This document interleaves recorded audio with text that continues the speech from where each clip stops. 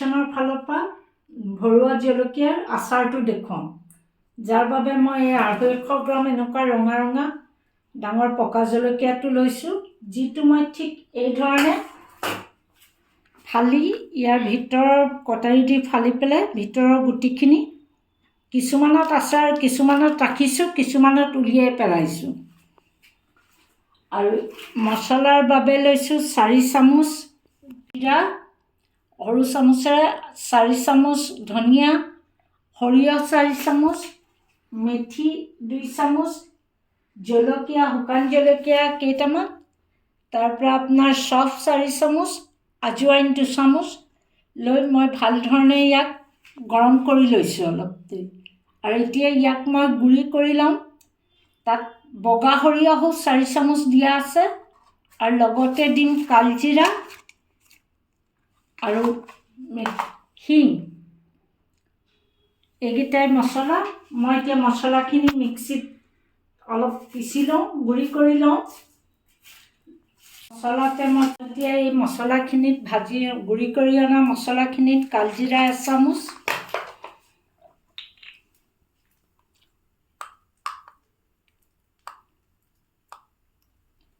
হিং আধা চামুচ,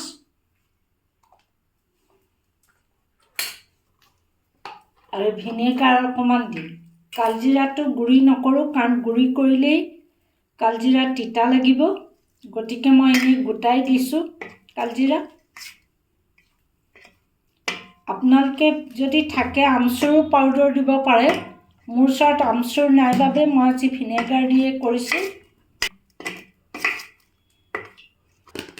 ইয়াত এতিয়া মই আচাৰৰ পৰিমাণ অনুযায়ী নিমখ 2 চামুচ আৰু অকণমান আধা চামুচমান ক'লা নিমখ দিছোঁ ইয়াত।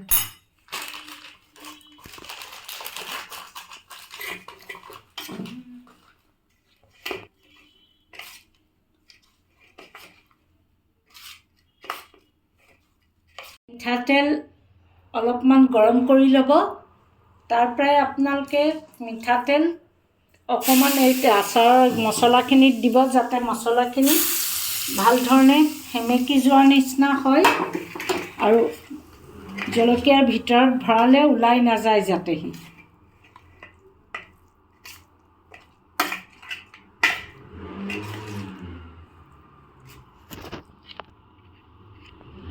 ঠিক এই ধৰণে আপোনালোকে মছলাখিনি জলকীয়াটোৰ ভিতৰত ভৰাব।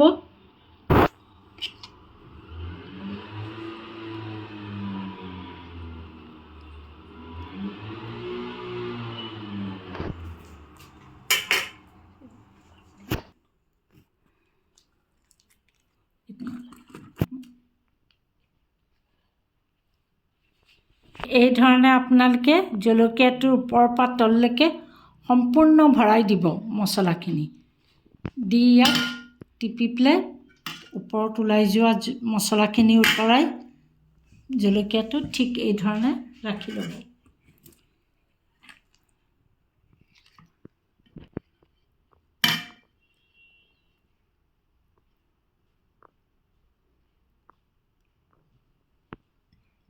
এই ধৰণে আপোনালোকে প্ৰতিটো জলকীয়া ফালি ফালি তাত মছলাখিনি ভৰাই ল'ব।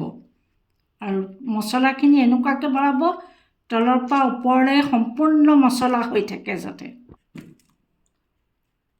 আপোনালোকে জলকীয়াবোৰ তেলত ডুবুৱাই এটা শুকান চিচাৰ বটলৰ ভিতৰত ভৰাই দিব।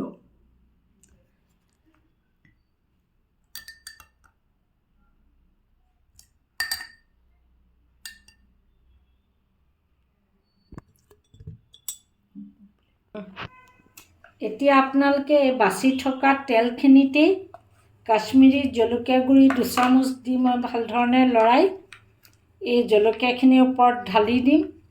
ঢালি দিলে আচলতে কি হয়, ৰংটো খুব ধুনীয়া ৰঙা হৈ থাকিব জলকীয়াৰ। আৰু এনেও তেলত ডুবুৱাই মই জলকীয়াকেইটা দিছোঁ, আৰু যিখিনি মছলা বাচিলে ইয়াতেই দি দিছোঁ। আৰু এই আচাৰটো আপোনালোকে প্ৰতিদিনে পাৰিলে ৰ'দত দিব, যদিও দিব নোৱাৰে কোনো আপোনালোকৰ মছলা ভৰোৱা জলকীয়াৰ আচাৰ, যিটোত মই আপোনালোকক প্ৰস্তুত কৰি দেখুৱালোঁ আৰু আপোনালোকে কেনে পালে মোক জনাব কাৰণ মোৰ ফেচবুক পেজটো আৰু ইউটিউব চেনেলটোৰ নাম তচফিয়া কিটচেন